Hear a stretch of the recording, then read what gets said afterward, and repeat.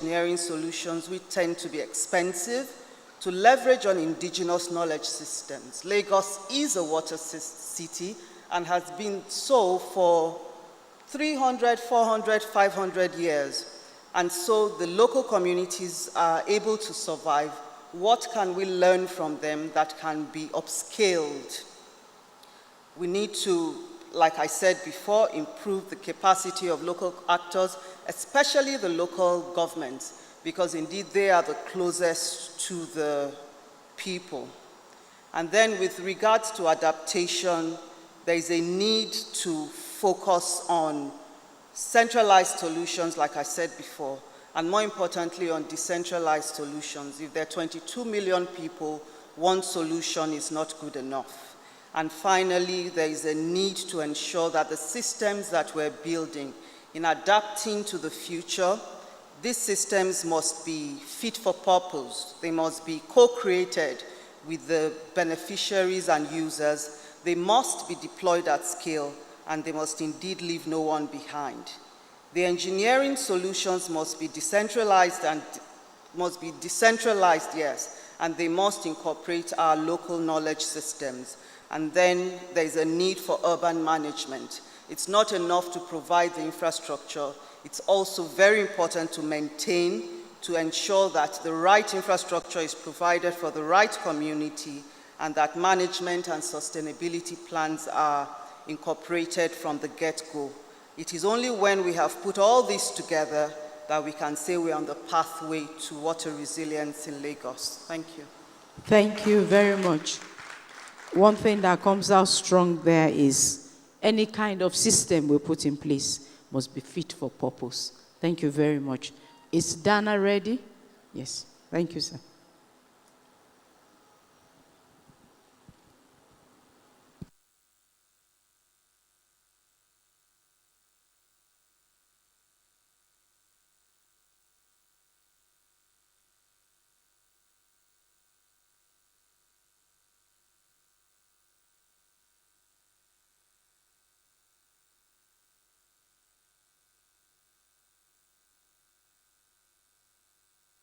Yes.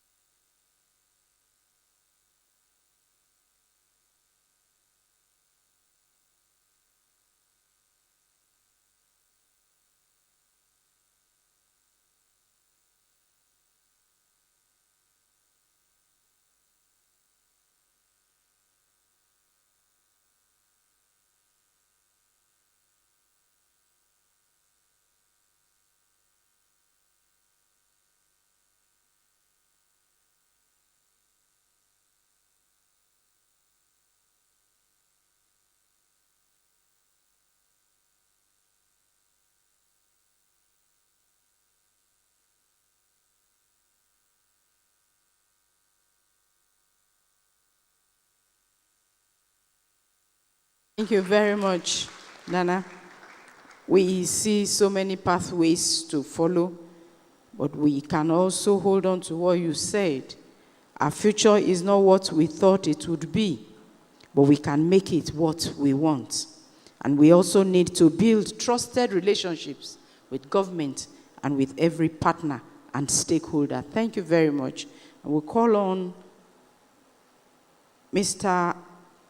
Akpan, Mr. Anthony Akpan, the President Pan-African Vision for the Environment, enhancing the use of indigenous knowledge in climate change, mitigation, and adaptation in Nigeria. Thank you. Thank you very much. Good afternoon, everybody. I stand on all existing protocol. What we're actually proposing is actually a research proposal, because over time I've come to see that we tend to depend on foreign solutions to most of our challenges, and particularly in terms of climate change. So, and I think it is important we look inwards. And I think if we look back to history, we see that our indigenous people have always had a way of reading the season, knowing when to plant and not when to plant, though it has changed now. So I think it is important that we can tap into this traditional knowledge that are existing. So I'll just give some few background. Indigenous people from all regions of the world have an identity and culture that depends upon their natural environment.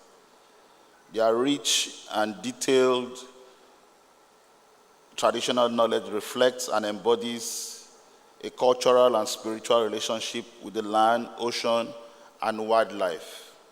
However, as human activity is changing the world's climate, it's altering the natural environment to which indigenous peoples are closely attached and on which they so heavily rely. Through their culture of intergenerational transmission of knowledge over thousands of years, indigenous peoples are unique repositories of learning and knowledge on successfully coping with local level climate change and effectively responding to major environmental changes such as natural disasters. So we see that all of these efforts have contributed to increasing the realization that the observation and assessment of indigenous peoples and local communities offer valuable in situ information, provide for local verification of global scientific models and satellite data sets, and ensure that adaptation measures align with local needs and priorities.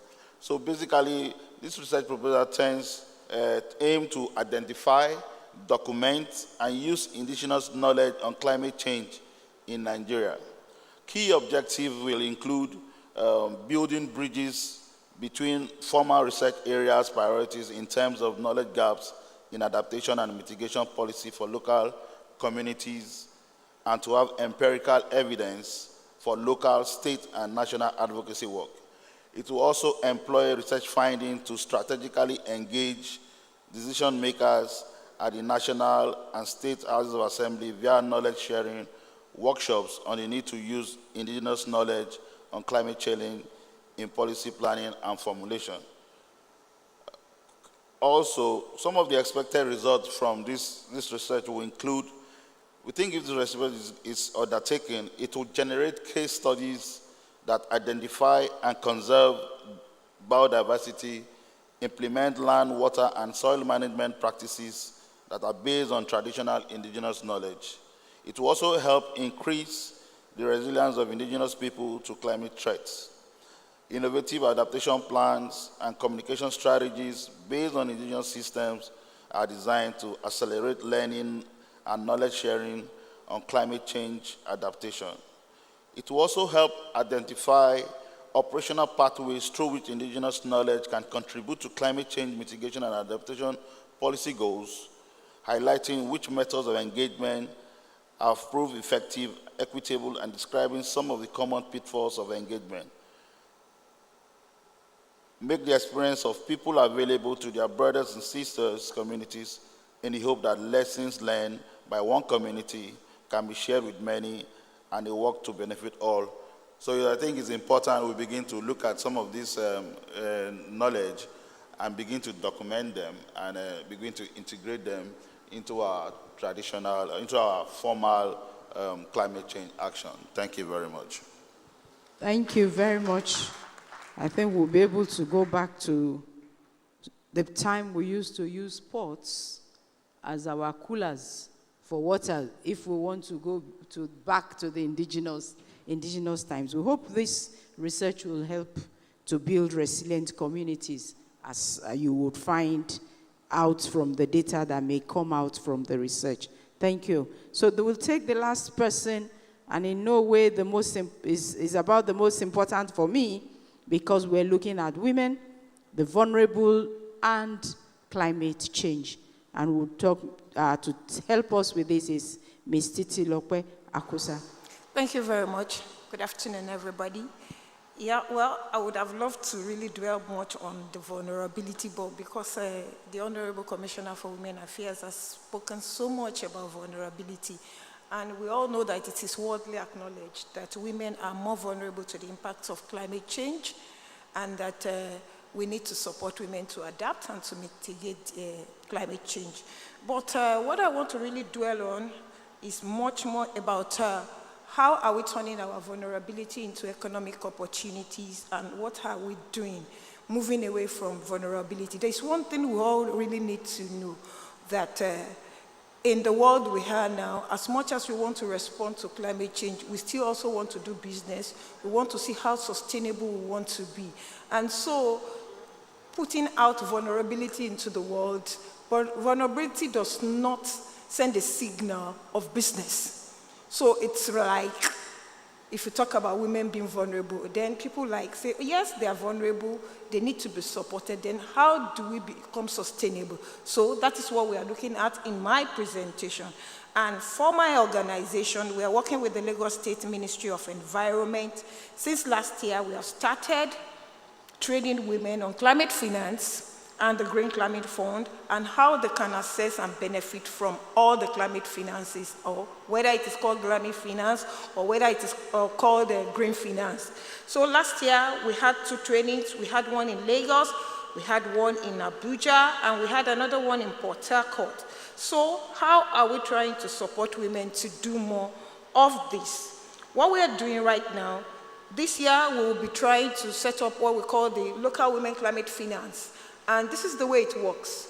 We want to see what are the solutions that women are bringing on the table, and how can we help them to build entrepreneurship around it, and how can we help them to get funding also to ensure that their ideas also become a big business for them, so that they can sustain their livelihoods. So once we get some of the solutions together from the local women, we pull it together, we put a costed plan to it, we get our climate finance strategy very much ready, and we will share it with the Director of Climate Change, which is the National Designated Authority for Nigeria, because when any funding is coming from the Green Climate Fund or any of the climate finance platforms, it goes through the NDA. So we've been working with the NDA, we will launch it, we will give it to the NDA, and so that any of the international accredited entities that wants to come into Nigeria, that want to do any proposals, we will be part of that proposal, and some of this funding will go to them.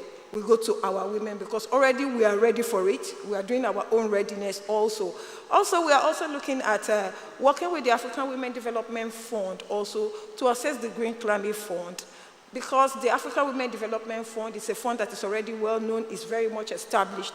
It could get some of this funding on behalf of women, and once they get it on behalf of women, then they share it, because we also know that women do small businesses. Maybe some of the grants, some of it these women need is maybe $5,000, $10,000, $20,000. So, and their business starts and it's working for them.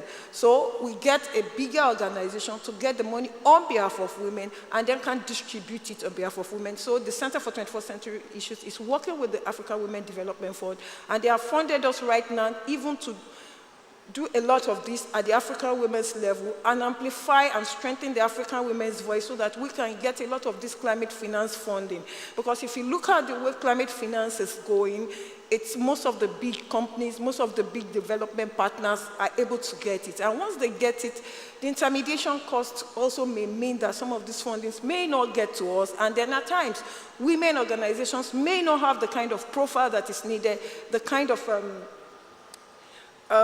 what I call the fiduciary standards needed to access some of this funding. So once we have a big organization is able to get it for us, then we can distribute it and get a lot of women to benefit from the climate finance on the ground. So we'll be moving forward with this very much this year, and Lagos State Ministry of Environment is really our partner, and we are not also working alone with the Ministry of Environment. We are also working with the Lagos State Ministry of Health also to see how we can work with them to build a resilient health system that works for the people and especially for the women.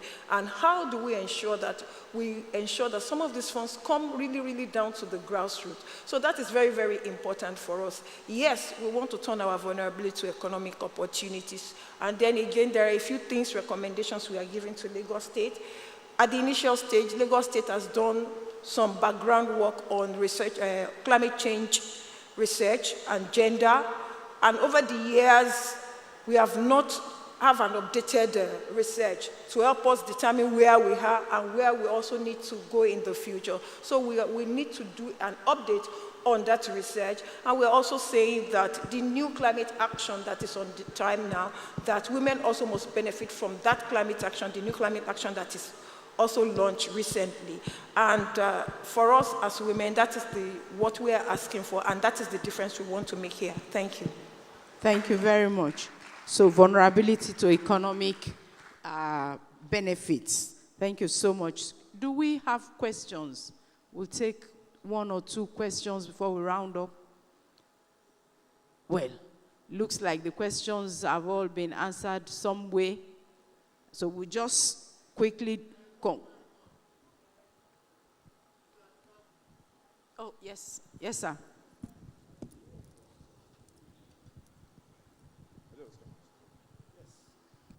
Thank you very much, and congratulations to the panelists. I understand that we are pressed for time. So it's just a quick few contributions, observing all that we have done from yesterday, and of course, going forward for Lagos. I want to say that Lagos State's bringing this back is very important. We are grateful, but a lot of things need to be done, especially talking about infrastructure. It's not only government that is involved in infrastructure. So one of the things that Lagos State need to do, which have been recommended in the previous climate change summit of Lagos, is that Lagos is a city-state. Lagos should have its own standard organization, agency.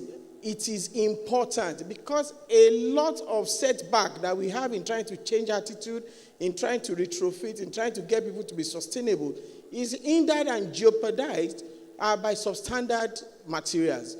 So that's one thing that I hope should go into the communique. Another thing is that Lagos State needs to find the confidence to make bold investments in waste management again. The last administration did it, but perhaps got it wrong. We need to find that strength to do it again. It is important. Waste management investment. If Lagos gets it right, a lot of the things that have been raised here will naturally take care of itself. Thank you very much. Thank you very much. Do we still have contributions? Yes.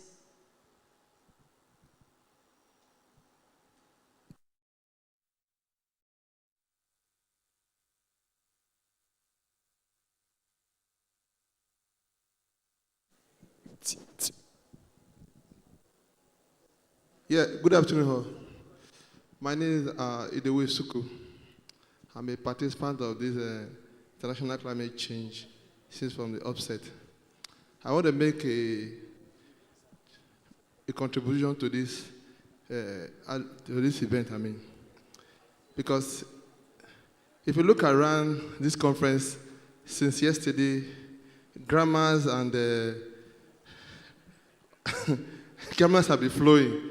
But today, I want to make it clear to us that we should not follow the trend of the previous one. We should try other narrative to this climate change action or environmental promotion. You see, there are a lot of actors in this environmental stuff or climate change related. Because if we don't use our individual language, we don't use acts, the youth, the children will not be involved. Because you see the same face, the same set of people that are participating in the same conference. What are we taking back home? How are we promoting the environment to others so that they can engage themselves in it? I want to give you a typical example of what is trending. Look at BB Nigeria today. The youth are more interested in such program because they utilize many myths to captivate the youth. The youth of Nigeria today, they are interested in entertainment and sport. And that is where they lie. Why can't we go to them in this area and champion every cause of environment to them so that they can be interested? And then we can do this thing together. Thank you. Thank you for your perspective there. We have been able to come to a conclusion that climate change is with us and is not going to go away. But whatever we do, we must be able to sensitize ourselves and sensitize our communities so that we can build resilient communities, so that we can have interdependencies that are sure, that are clean, that are right.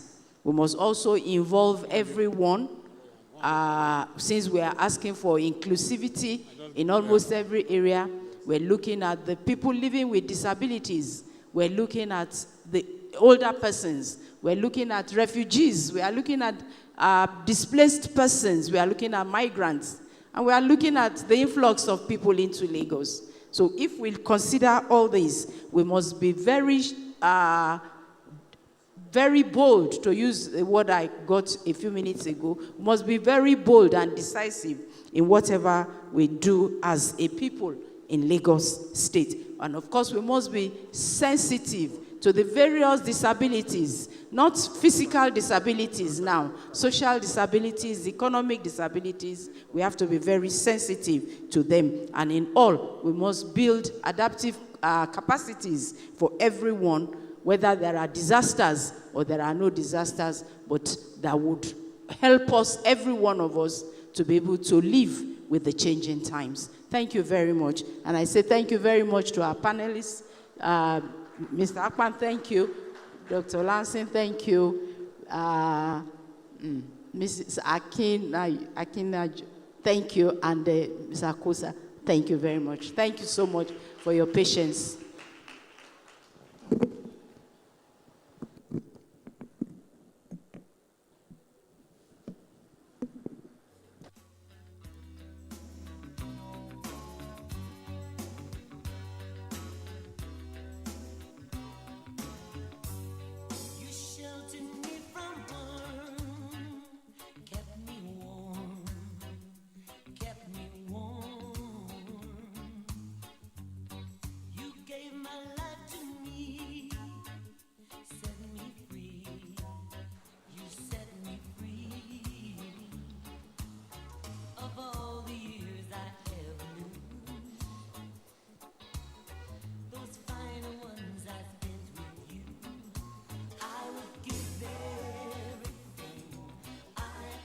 Thank you very much.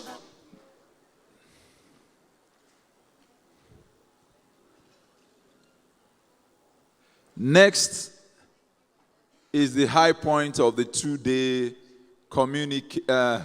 summit, which is the communique. Let me now.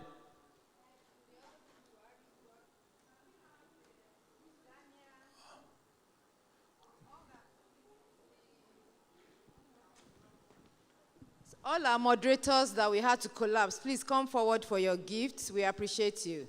Mrs. Dania, Toyin Oshaniwa. Who is the third person?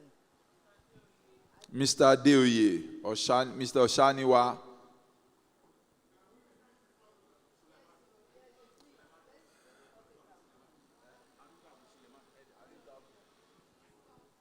Mr. Arigbabu Sulaiman too, okay.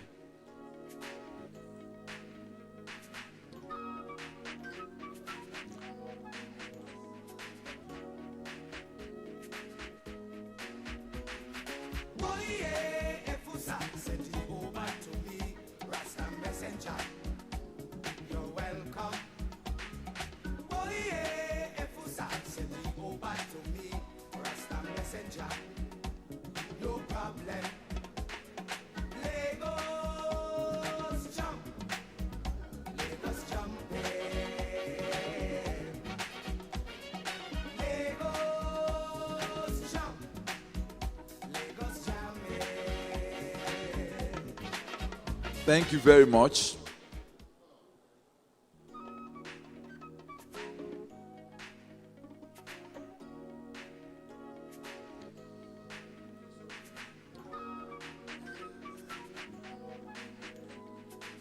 Next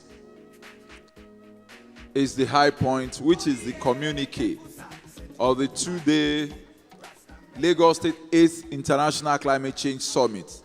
Let me now respectfully invite the Honorable Commissioner for the Environment and Water Resources.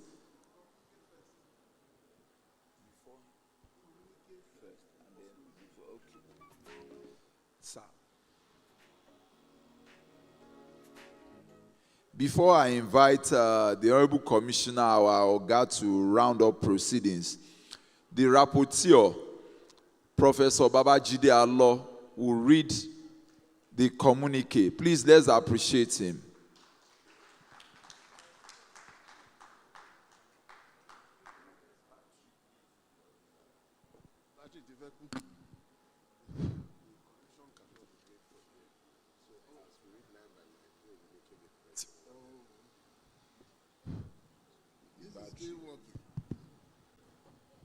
Honorable Commissioner for Environment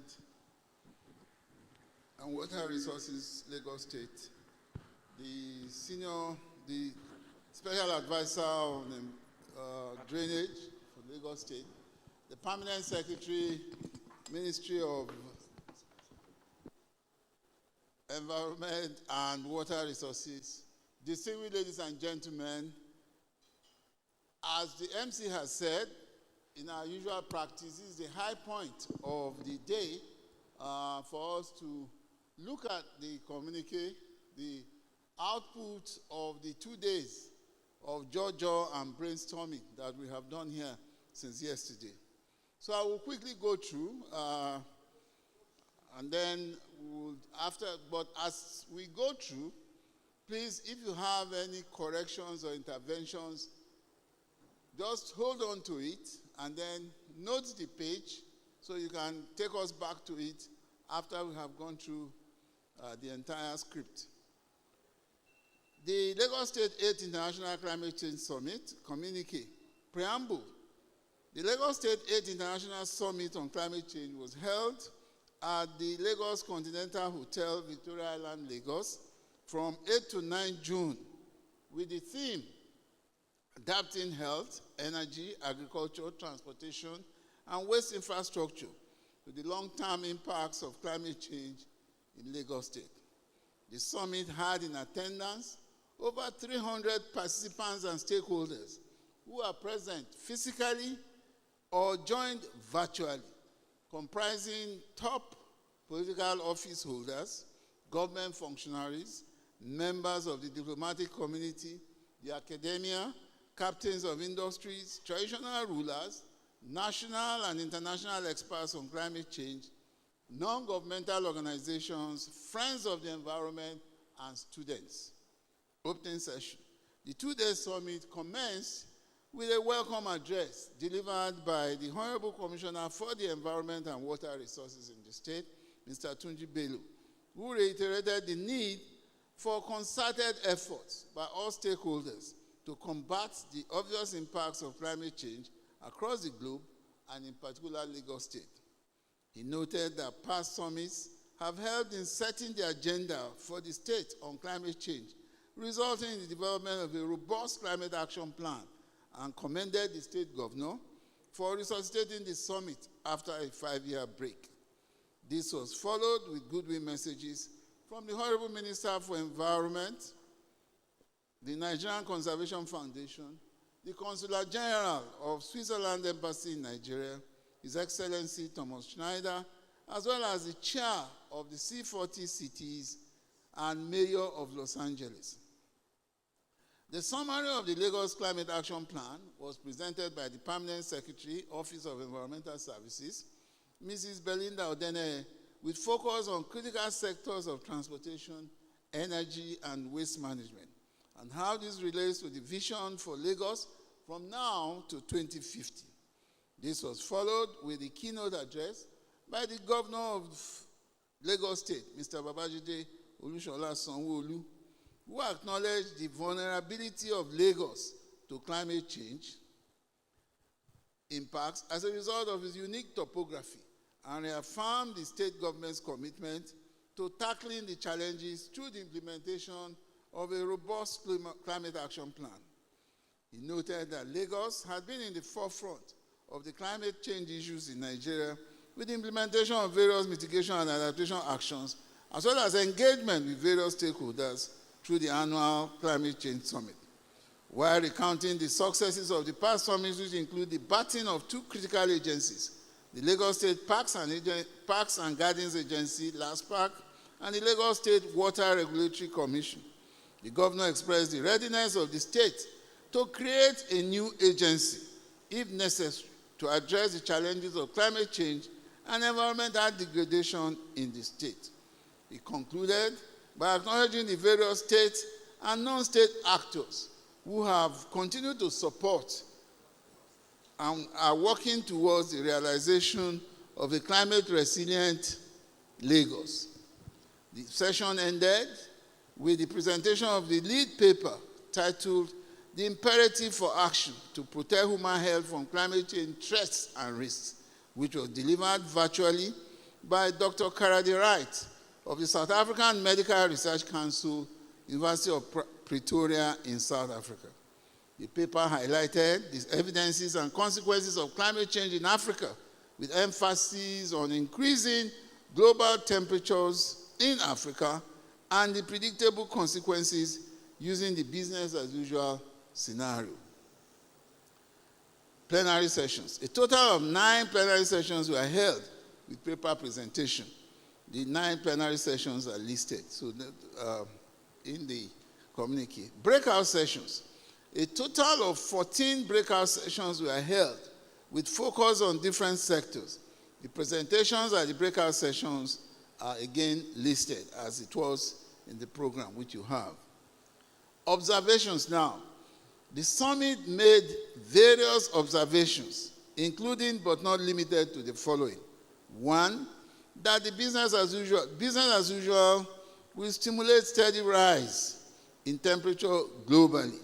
The consequence for Lagos State could be between 3 degrees centigrade in 2063 and 6 degrees centigrade by the end of the century. 2, climate change threatens human health, well-being, and causes socioeconomic disruptions through exposure to extreme weather events, and is expected to cause an additional 250,000 deaths every year by 2030. Number 3, poor communities are the most affected by the negative effects of climate change, contributing to increases in climate-sensitive diseases, air pollution disease, and decreases in access to safe water. Number 5, loss of biodiversity has significant long-term domino effect on human health. Number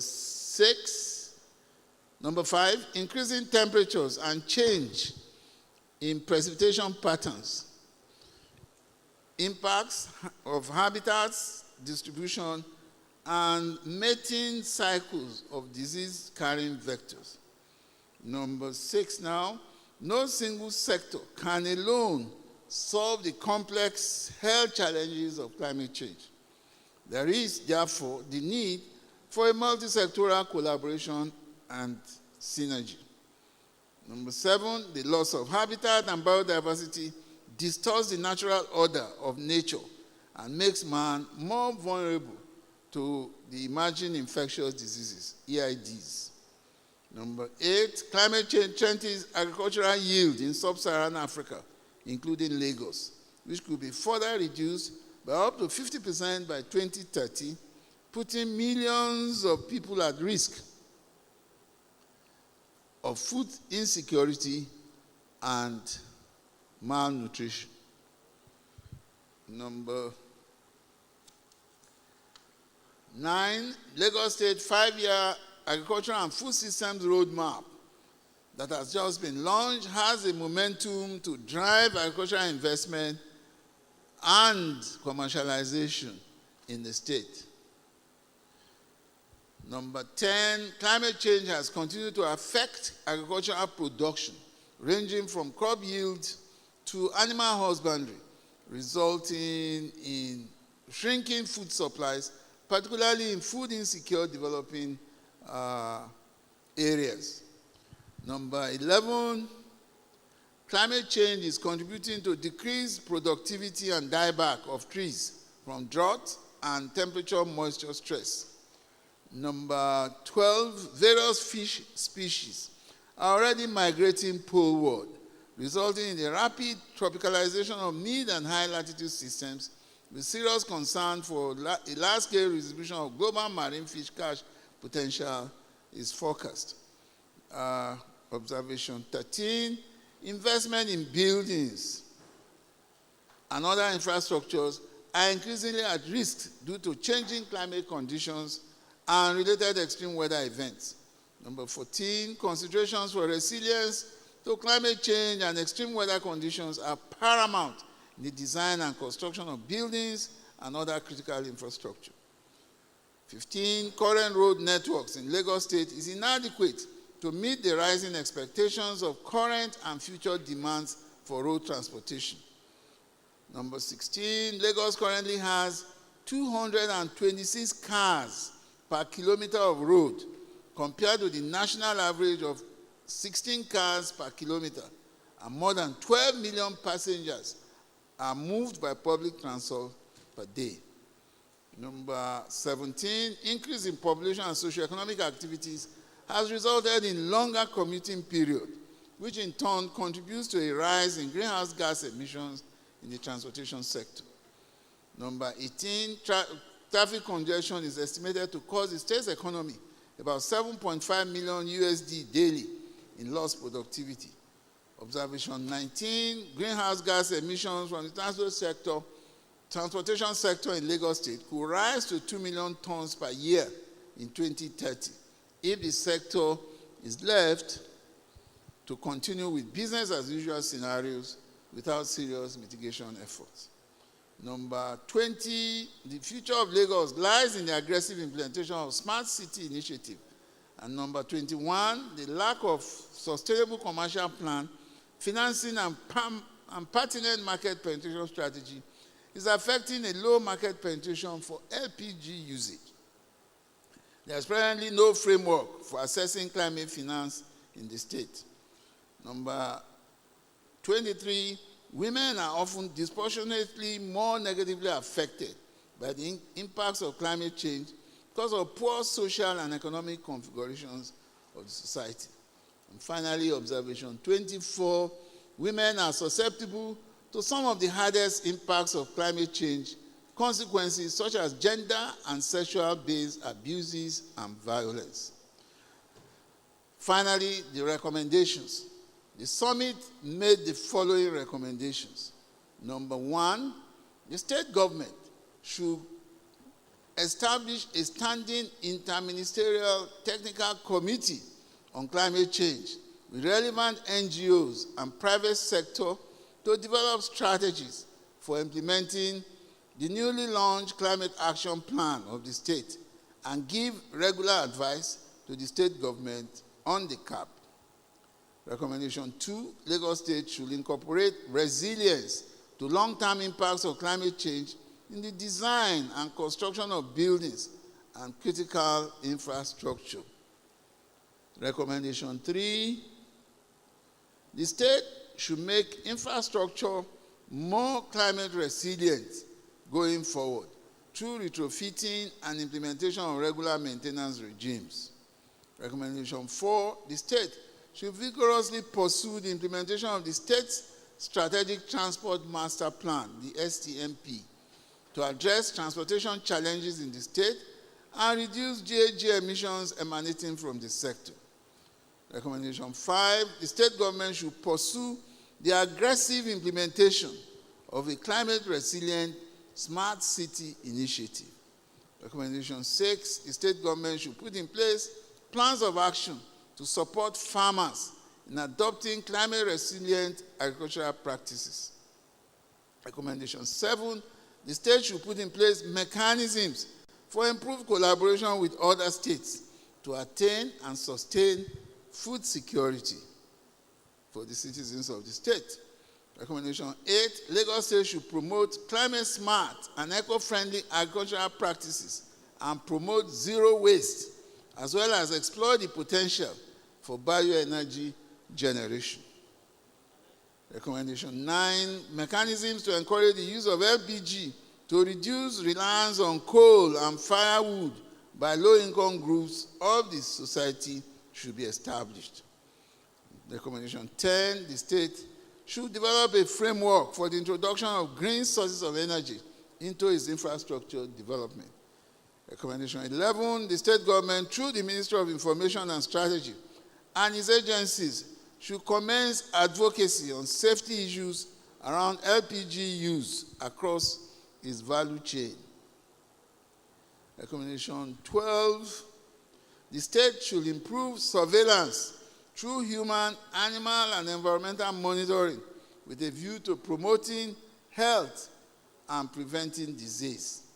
And recommendation 13, the state government should take advantage of the human capacity available within the 2 universities in Lagos to support research and innovation, to generate new evidence and or tools for health, and to validate existing knowledge. Recommendation 14, investments in continuous training of human infrastructure and organizational capacity to address the challenges of emerging infectious diseases should be increased and sustained. And recommendation 15, the state government should raise a forum to discuss rural-urban drift in the state's environment and infrastructure, to discuss the effects of rural-urban drift on the state environment and infrastructure. The state government should put in place, that's recommendation 16 now, the state government should put in place appropriate framework for assessing climate finance, utilizing the direct and indirect strategies for raising climate capital. Recommendation 17, the state government should consider the establishment of a climate change foundation that will include public and private sector stakeholders. And recommendation 18, the state government should review and expand the scope of her women empowerment initiatives to reach more women, particularly those in rural communities. And recommendation 19, Lagos State should, as part of her affirmative action, implement gender-based initiatives targeted at empowering women to adapt to the impacts of climate change. Finally, ladies and gentlemen, acknowledgement. Participants at the summit commend the Lagos State government and the State Ministry of the Environment and Water Resources for resuscitating the Lagos International Climate Change Summit with the hosting of the 8th edition. Specifically, the summit acknowledged the visionary leadership of the governor of Lagos State, Mr. Babajide Olusola Sanwo-Olu, as demonstrated in his commitment to the protection of the state environment and support for the summit. Participants also acknowledged the efforts of the Honorable Commissioner for the Environment and Water Resources, Mr. Tunji Bello, and the entire management and staff of the Ministry of Environment and Water Resources in ensuring a successful hosting of the summit. This is a draft communique. Ladies and gentlemen,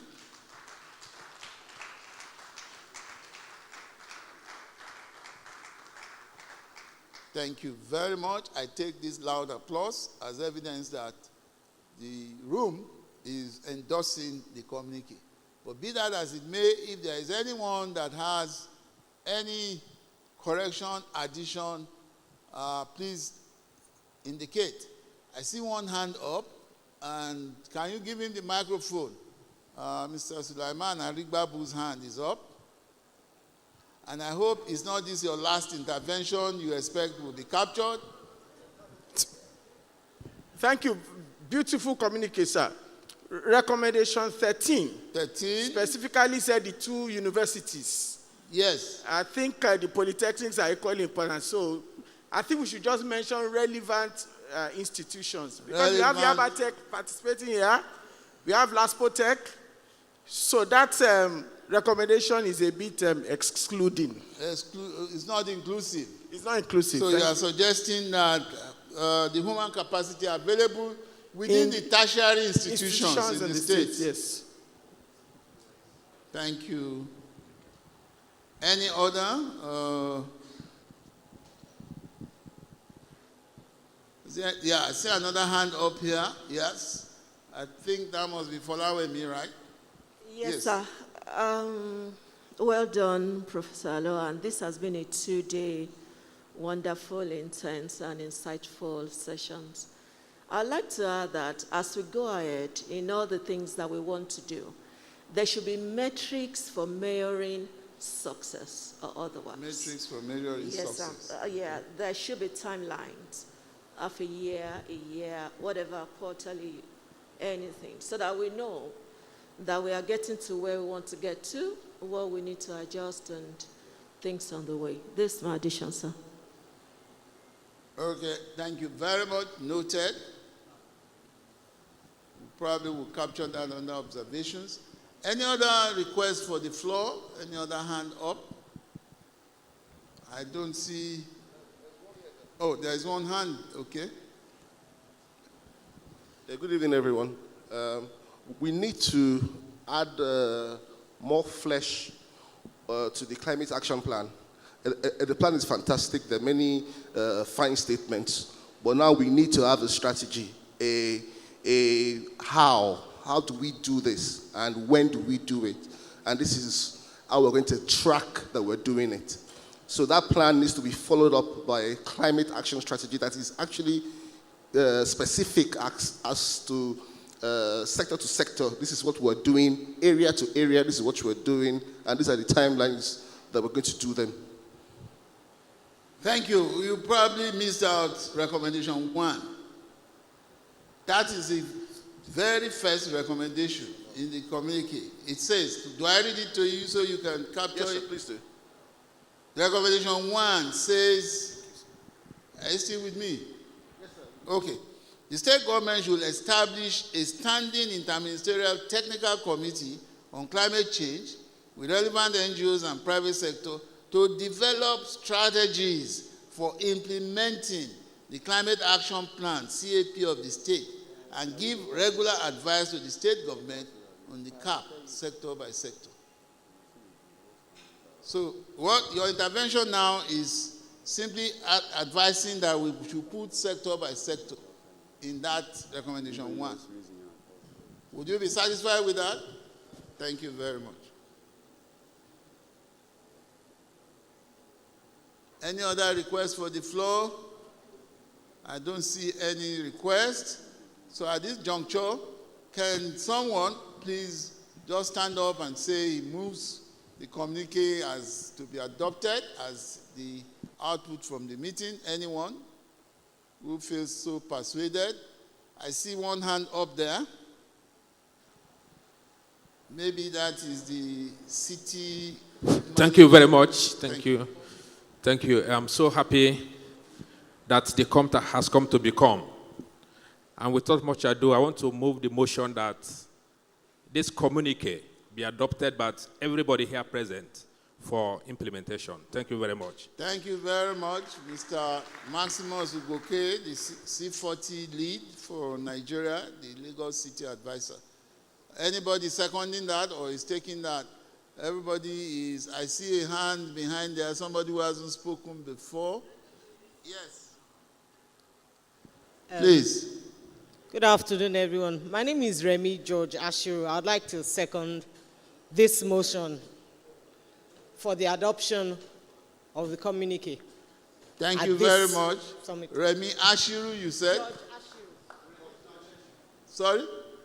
Remy George Ashiru. Oh, Remy George Ashiru. Thank you very much. And your affiliation is so we can...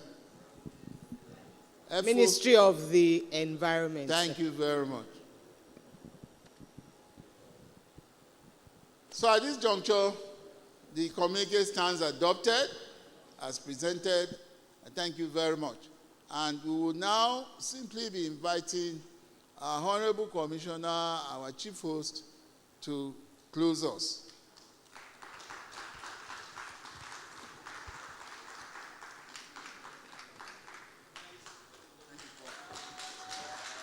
Thank you, Prof. Thank you so much, Prof. I don't know how to round up, but I just feel elated, really. And I think the first thing we need to do is, first of all, acknowledge and thank everyone since yesterday, from our governor to all our resource persons, to all the participants, and to all the visitors, all the attendees. I think everybody deserves a round of applause, please. It's been 5 years of absence, and we are very delighted to be back, and we are back with a bang. The last 2 days have been very, very encouraging, very innovative. We have had a lot of interesting presentations, and we've also had a lot of challenging comments, which I think we must really, really, really examine. And I want to take off from the recommendations, first recommendation that was read in the communique on the climate action plan, as well as the other committees that is proposed to be set up. I think our next summit, really, based on discussion with some of our, able resource persons, is that next year, I think we must start with the review of our action plan. What have we really done with all the recommendations that have been made and so on, so that it won't be just come here to come and talk and blow grammar, and then at the end of the day, we hold another summit, and then no action plan. So from next year, it's going to be very, very interesting and very challenging. We should be able to challenge the government. What have you done? What have you really done in some of the recommendations that have been made so far? So we promise you that, and by God's grace, we are going to implement. We are going to start with that. So, all in all, I can't thank you enough. It's been wonderful. You've all been, I'll say all of you have been wonderful. You've been very supportive, and we've all participated so fully. There's no other way to commend you but to say thank you and thank you. And may God bless you all. Once again, till we meet next year, God bless you all. Thank you.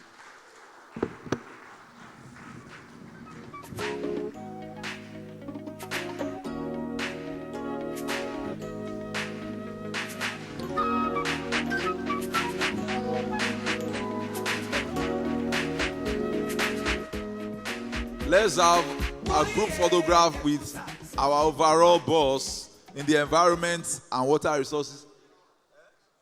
The committee. Yeah, I know.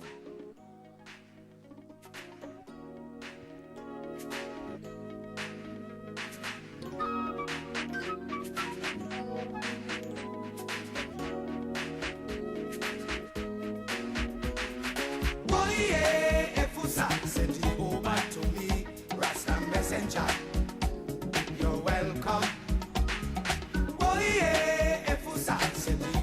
To me, Rasta messenger, no problem. Lagos jump, Lagos jumping. Lagos jump, Lagos jamming.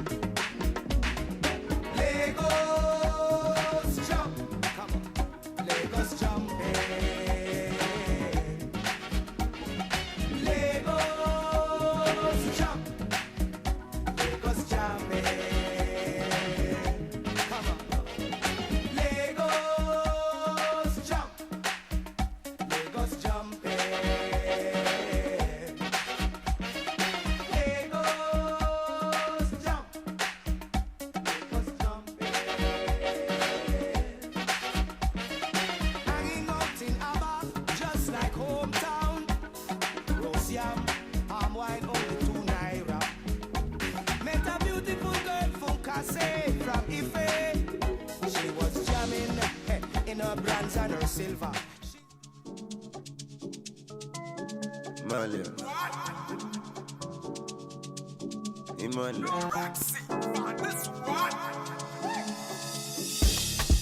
Ta ló sọ pé kò kọ̀kẹ́?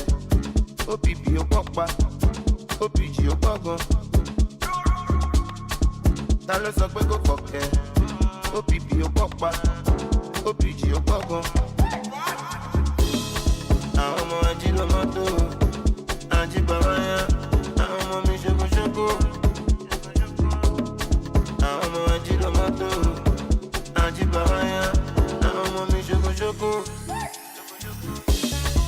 Ta ló sọ pé kò kọ̀kẹ́? OPP ó pọ̀pá, OPG ó pọ̀gan. Ta ló sọ pé kò kọ̀kẹ́? OPP ó pọ̀pá, OPG ó pọ̀gan.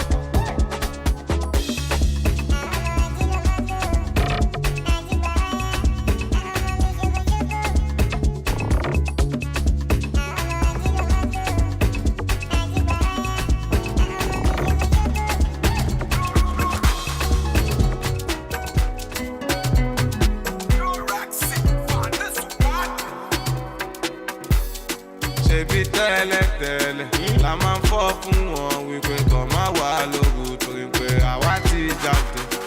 Àmọ́ nísìnyí o, tó bá wà lọ́sàn-án, tó bá wà lóru, àwa ń bẹ nígbẹ́ àwòdẹ̀lé fọ́ fún wọn torí pé àwa ń tí ń ga sa àwòdẹ̀lé sá fún wọn.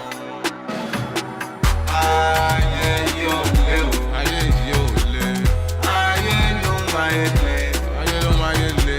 Nínú ayé ló ti rí táyé, ayé ló máa yé lé, ayé ló máa yé lé. Ayé yóò lé o, ayé yóò lé, ayé ló máa yé lé, ayé ló máa yé lé.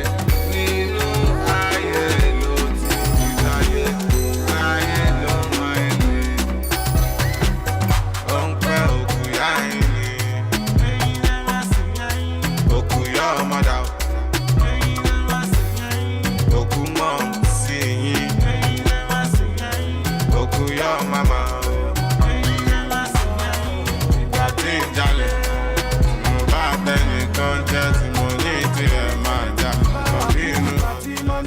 Friday, party after party, party, party after party, party, party after party, party, party after party, party, party after party, party, party after party, party, party after party, party, party after party. Àwọn kan ṣe ó after party, àwọn kan ṣàgbó after party, àwọn kan mú jẹ́ after party, àwọn kan gbọ́mọ after party. You better, oh your baby, oh baby, oh your bobo ṣáàtì, oh your baby. Oh baby, oh your bobo. Mo gbọ́mọ wa mo lè gbọ́mọ lọ based on speed but party. Party after party, like day after Saturday. Party after party, party. Àìdẹ́kùn, bẹ́yàn bá ń yálẹ̀ ẹ̀dá ohun burúkú a máa yọ ọ̀rú wọn ṣe ni. Mo ti sọ tẹ́lẹ̀tẹ́lẹ̀ nínú orin tó ré kọjá. Ẹni Ọlọ́run fẹ́ lọ́mọ èèyàn fẹ́. Ẹ máa yọ́nú sí mi. Àgbàtọ̀mọdé ẹ máa yọ́nú sí mi o. Ọkùnrin tóbìnrin ẹ yọ́nú sí mi. Ẹni bá yọ́nú sí mi. Ṣọ́jú ìyọ́nú Ọlọ́run ọba, ìyọ́nú Ọlọ́run ọba, ìyọ́nú Ọlọ́run ọba, ìyọ́nú Ọlọ́run ọba, ìyọ́nú Ọlọ́run ọba òun lẹ́ ó máa rí. Mo ní ẹ máa yọ́nú sí mi. Ọkùnrin ẹ yọ́nú sí mi, obìnrin ẹ yọ́nú sí mi. Gbogbo ẹni bá yọ́nú sí mi o.